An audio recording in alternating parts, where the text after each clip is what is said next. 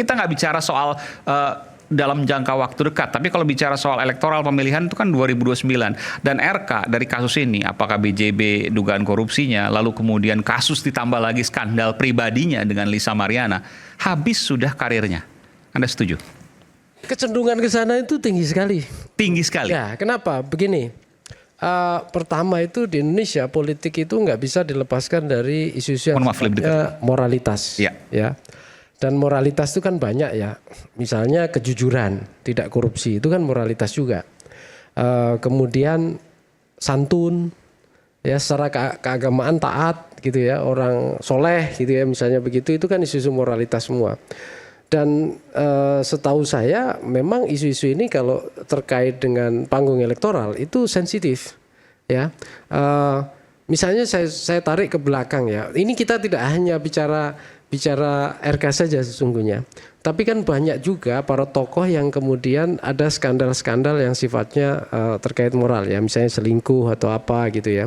Dan itu akan jadi selalu sasaran. Bahkan yang 2012 ya, saya lupa tahunnya. Tapi 2012 sampai sekarang sudah 13 tahun nggak bisa muncul juga. Walaupun mungkin jadi pengurus dan lain sebagainya. Tapi nggak muncul ke publik. Iya, artinya dia tidak mungkin biasanya ya kalau itu terbukti. Biasanya sulit untuk menjadi figur utama yang di panggung utama politik gitu ya. Memang risikonya begini, sedikit ya. Jawa Barat ini agak unik.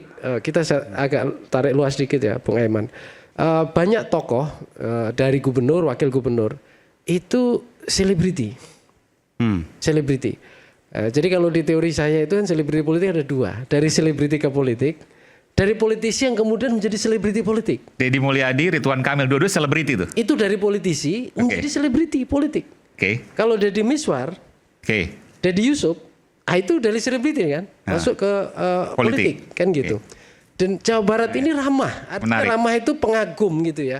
Pemilihnya itu senang figur-figur ya, yang bisa mencitrakan dirinya. Bisa selebriti itu kan dia harus punya fanbase ya.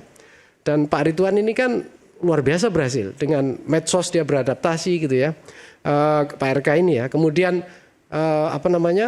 ya figur ayah yang sempurna misalnya begitu, kira-kira begitu. Tapi kan kemudian ada hal-hal yang menyerempet ya, hal-hal yang negatif. Karena ini dia ibaratnya selebriti itu biasanya citranya itu bubble ya, melambung tinggi. Tapi resikonya adalah apa? Kalau bubble ini meletus. Bubble ini dia sudah di ujung puncak, tapi puncak ini mengarah ke ujung jurang, gitu ya. Yang sekarang terjadi di RK. Saya khawatir Pak RK ini di tepi jurang udah, gitu ya. Artinya, udah meletus belum bubble-nya? Pelan-pelan.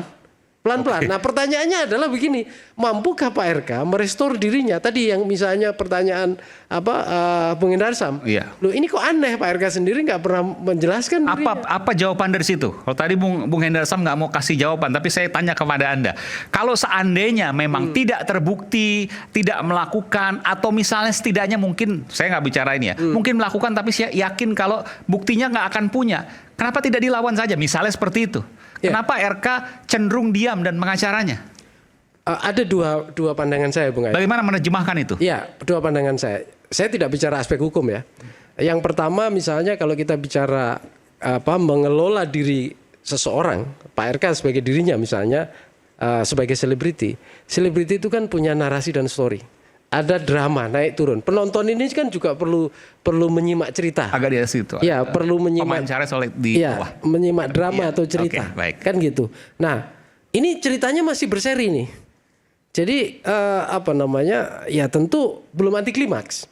Jadi Pak RK saya kira sebagai selebriti juga menikmati story ini. Masa menikmati? Ini kan bicara soal keluarga. Kita belum bicara anak loh, Pak Nyarwi. Ngerti saya ngerti. Ini luar biasa. Ini bayangnya luar biasa ini. Personal diri individual Pak RK sebagai individu ya.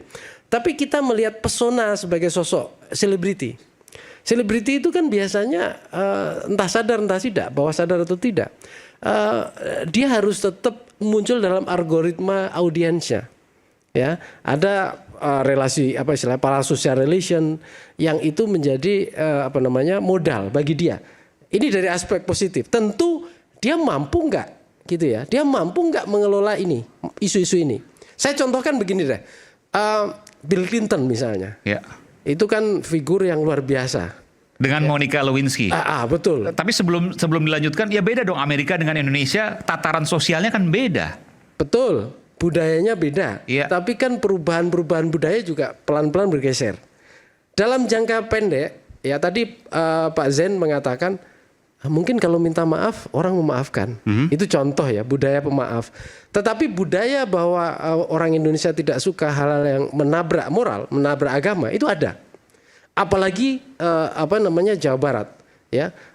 Saya misalnya ada, kalau kita lihat ya, Jawa Barat ini kan di antara beberapa provinsi, kalau kita tarik ke belakang bahkan bicara hal-hal yang disampaikan politisi misalnya soal syariat Islam itu kuat dukungannya. Betul, Jawa Barat. Sentimen itu kuat. Sama kayak Sulawesi Selatan, itu kuat juga. Ya, artinya apa? Kalau hal yang melanggar norma moral itu ada semacam ketidaksukaan publik. Tapi pertanyaannya, ini sejauh berapa lama? Berapa ingat? Gitu. Oke, saya tertarik begini. Pak RK tidak melakukan perlawanan karena menikmati apa yang terjadi saat ini. Anda mengatakan itu tadi ya? Saya khawatirnya perspektifnya yang saya yakin. Kenapa menikmati? Ini penting loh ini. Ya, karena begini. Ini pernyataan. Ya, betul. Selebriti itu kadang-kala di tengah kontroversi itu juga kalau dia mampu mengelola citra dirinya, walaupun tentu ada aspek negatif juga di sana.